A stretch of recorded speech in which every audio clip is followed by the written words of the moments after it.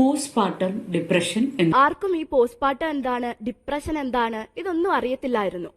വെറും 3.5 മാസം പ്രായമുള്ള സ്വന്തം കുഞ്ഞിനെ കൊന്നുകളഞ്ഞ ക്രൂരമായ അമ്മ.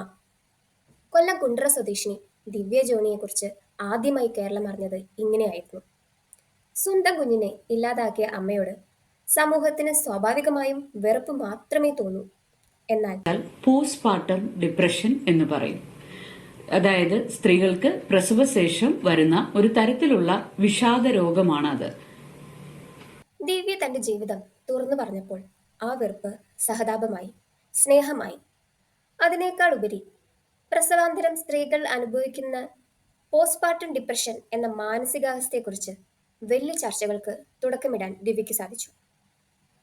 സമൂഹത്തിന്റെ ഭാഗത്തു നിന്നുണ്ടായ കുത്തുവാക്കുകൾ, മാനസിക പീഡനവും അതിലുപരി താൻ ചെയ്ത തെറ്റിന്റെ കുറ്റബോധവും ദിവ്യയെ വേട്ടയാടിയിരുന്നു.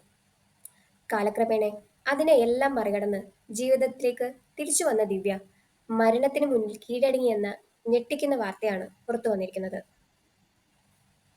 ഞാൻ കുഞ്ഞിനെ അപായപ്പെടുത്താൻ ശ്രമിക്കുകയും അതിന്റെ പിറ്റേന്ന് ഞാൻ വെയിൻ കട്ട് ചെയ്യാൻ ശ്രമിക്കുകയും ചെയ്തപ്പോഴാണ് ആദ്യമായിട്ട് സൈക്യാട്രിസ്റ്റിനെ കാണുകയും പോസ്റ്റ്പാർട്ടം ഡിപ്രഷൻ ആണ് എന്ന് പറഞ്ഞ് നമ്മൾ മരുന്ന് സ്റ്റാർട്ട് ചെയ്യുകയും ചെയ്തത് അന്നാണ്.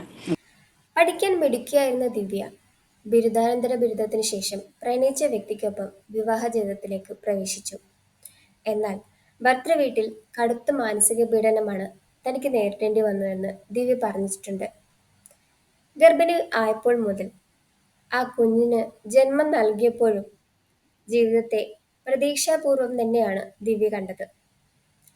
എന്നാൽ കുഞ്ഞുമായി പ്രസവത്തിന്റെ 4-ാം ദിവസം ഭർത്തൃഗൃഹത്തിലേക്ക് എത്തിയപ്പോൾ ദിവ്യയോടുള്ള സമീപനത്തിൽ അവർക്ക് മാറ്റമുണ്ടായില്ല. പോസ്റ്റ്പാർട്ടം ഡിപ്രഷൻ അതിന്റെ മൂർധന്യാവസ്ഥയിലെത്തിയപ്പോൾ ദിവ്യയുടെ മനസ്സിന്റെ കടിഞ്ഞാൺ കൈവിട്ടു. ആദ്യം കുഞ്ഞിനെ ബക്കറ്റിൽ മുക്കിക്കൊല്ലാൻ ശ്രമിച്ചു.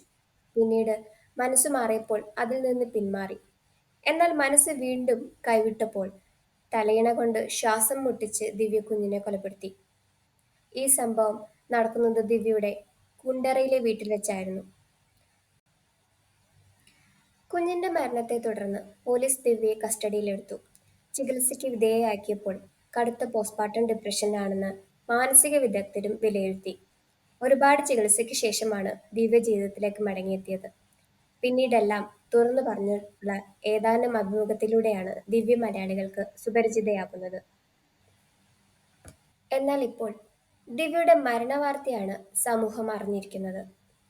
കണ്ണൂരിലെ ഭർത്തൃവീട്ടിൽ ആത്മഹത്യക്ക് ശ്രമിച്ചുവെന്നും ചികിത്സയ്ക്ക് ശേഷം വീട്ടിൽ മടങ്ങിയെത്തിയപ്പോൾ ഹൃദയാഘാതം സംഭവിച്ചുവെന്നാണ് വിവരം.